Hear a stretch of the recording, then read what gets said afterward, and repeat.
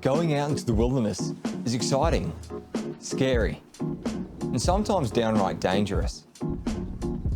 The sense of leaving the city behind is second to none, but with that liberty comes risk. I'm Liam from Wollemi Adventures, and these are my 3 most important rules for when venturing out into the bush. Number 1, leave no trace. The concept when leaving no trace when out in the bush isn't a new one. In fact, it was in the mid-1900s that the concept was developed in response to ecological damage caused by increased wilderness recreation. But the concept remains as relevant, if not more so, in today's day and age. The amount of people visiting these national parks is increasing massively post-pandemic, at the same time as these areas of wilderness are being stripped of their protected status, among differing political parties' views on the value of these places. Now, this is an obvious issue once you understand the simple premise that you can't make more wilderness.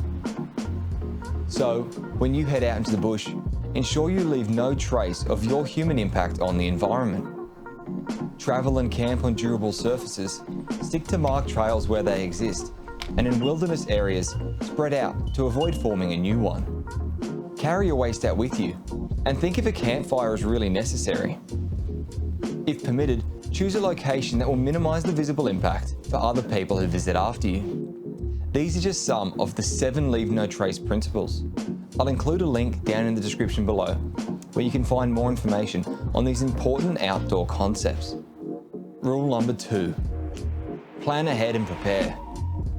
The old saying, prior preparation and planning prevents piss poor performance, is readily applicable to all outdoor pursuits, such as hiking, rock climbing and camping. It sounds like a no-brainer, but before leaving reception, ensure you've got a downloaded copy of your map and a hard copy. Choosing just to rely on one will one day almost certainly be a mistake when your phone runs out of battery or your hard copy map gets wet in the rain. Check the weather forecast for the region that you're visiting before you leave home, and make sure that the conditions are compatible with the activity you're planning to conduct. A rainstorm whilst hiking may simply be unpleasant and wet, but whilst mountaineering, could be deadly. Ensure you have the knowledge, skills, and fitness to complete the activity safely. Although most adventure activities require you to push yourself out of your comfort zone to some degree, there's a difference between making the smart choice of a simple overnight hike for your first off-track experience versus a multi-week traverse of the Wollemi wilderness. Keep a realistic goal. Push yourself to some degree, but just remember, Rome wasn't built in a day. Preparation also includes what you bring with you on your trip. There's a list known as the Mountaineer's 10 Essentials that if you bring along with you on every trip, you'll be more prepared than the vast majority of people that venture out into the bush. Number 3, go with someone you trust. Going out in the bush alone can be a truly rewarding and cathartic experience.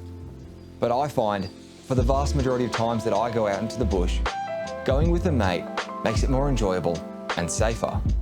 Those late night chats around the stove or whilst walking into camp are often the highlight of your trip. In a pissing down thunderstorm, clothes drenched, and you're cold to the core, the difference between feeling miserable and having a laugh can often be just having that mate there with you, going through the same shitty circumstances that you are. Having a friend present can often turn an awful situation into something to laugh about. Now, having a friend with you out in the bush isn't just more fun, it's also a great safety mechanism, preventing poor decision making and even being able to offer you physical security by acting as a belay or a spotter. Even having a different perspective on a potential problem, like a river crossing or selecting a campsite, can be made safer by having a friend there with you to ensure that you make the safest decision. Now, I remember descending a canyon in the remote and inhospitable Canangra wilderness with 2 of my best mates.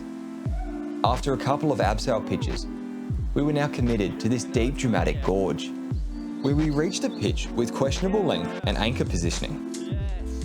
By having a friend there with me, whose experience I trust deeply after dozens of recreational outdoor trips previously conducted together, allowed me to abseil the pitch into the unknown, being confident with my mate above to closely manage rope length, abrasion, and ready to establish a haul to lift me back up if we encountered a problem.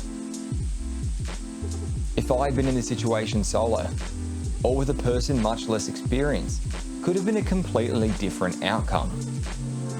I might have reached the end of my rope, still hanging meters above the ground, then being forced to ascend almost 50 meters with the rope above me, rubbing rhythmically against the sharp Canangra quartzite. A less experienced part may not be able to establish a haul system and lift me out, leaving me stuck in the relentless flow of water. So, take a mate out with you in the bush. It keeps you accountable, keeps you laughing, and most importantly, it keeps you safe. By following these 3 rules, you can keep your adventures in the bush environmentally responsible, fun, and most importantly, safe. Thumbnail, brother. That's all from me today. Thanks for watching. Leave a like, comment, and subscribe, and I'll see you on the next Wollemi Adventure.